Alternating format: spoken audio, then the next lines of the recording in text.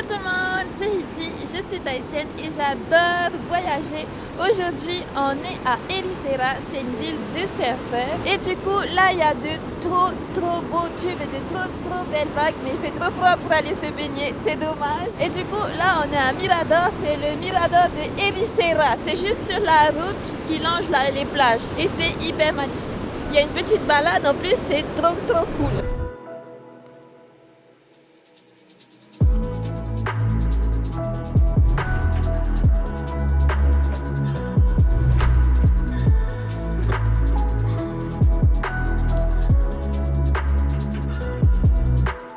Les gars, ça y est, on est arrivé à Nazaré, donc c'est juste un village après Ericeira. C'est le village où il y a les plus grosses vagues du monde. Normalement, il y a ce genre de photos avec les plus grands surfeurs au monde et du coup, j'ai toujours rêvé de venir ici et Manu aussi. Envoyer des chroniques dans Riding Zone, pour ceux qui connaissent, en fait, c'est une émission où ça montre tous les sports extrêmes et du coup, ça montre les plus grands surfeurs du monde entier venir ici pour surfer des vagues de 11 mètres, genre 20 mètres. Mais le truc, c'est que les gars, en fait, la mer est calme et du coup, en fait, il n'y a pas de grosses vagues. Expliquez-moi, il fait pas beau, il doit y avoir de la houle et des vagues.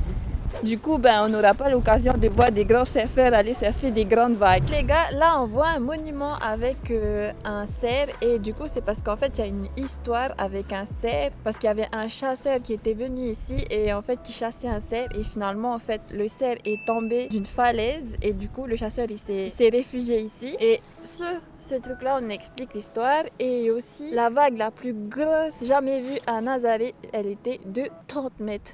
Vous imaginez une vague de 30 mètres? C'est juste énorme une vague de 30 mètres. Ça fait 15 Manu.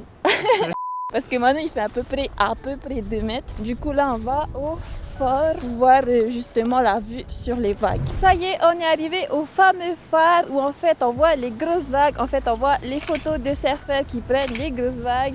Et du coup, c'est exactement comme sur les photos et dans les vidéos. Sauf que, comme il n'y a pas de houle aujourd'hui, on voit pas de grosses vagues. J'arrive pas à croire qu'on est à Nazaré, les gars. Je suis choquée. C'est trop bien. J'ai traversé la télé, quoi.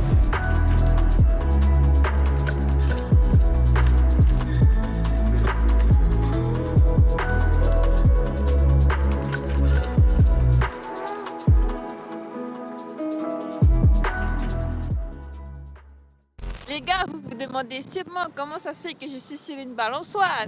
Et en fait, à Nazaré, j'ai d'abord visité le phare. En fait, c'est 1 euro et on voit plein de planches de surfeurs qui ont surfé des grandes vagues à Nazaré et c'était hyper cool. Pour 1 euro, voir ça, c'est hyper top. Le seul problème, c'est que j'ai dû aller toute seule parce que en fait, j'avais pas de masque. Il y avait que Manu qui avait le masque et Manu il m'a passé son masque pour que j'aille à l'intérieur toute seule. Comme quoi, il faut toujours avoir un masque sur soi partout où on va. Et du coup, en fait, on était en route vers notre coin où dormir à côté de Casas, apparemment typique du Portugal. Et on s'est arrêté à ce lac.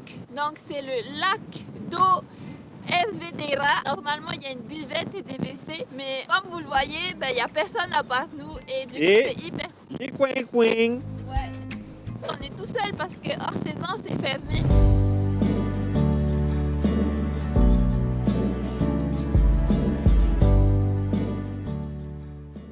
Après s'être arrêté au lac, en fait, on est arrivé au Casas Típicas. Il était 4h de l'après-midi parce qu'en fait, là, on a changé de jour. Et donc, au lieu d'aller visiter les Casas Típicas, ce qu'on s'est dit, c'est qu'on allait trouver un endroit où dormir. Et donc, on s'est arrêté à la plage do Areao pour dormir. Et en fait, c'est la première fois qu'on dort sur une plage où il y a des lumières. Donc, pour ceux qui vont en van et qui aiment bien dormir dans des coins un peu plus sécuritaires avec la lumière, cette plage, elle est parfaite. Bon, par contre, il y a plein de monde qui viennent dans la nuit dans cette plage. On sait pas pourquoi. On a vu plein de voitures. On sait pas.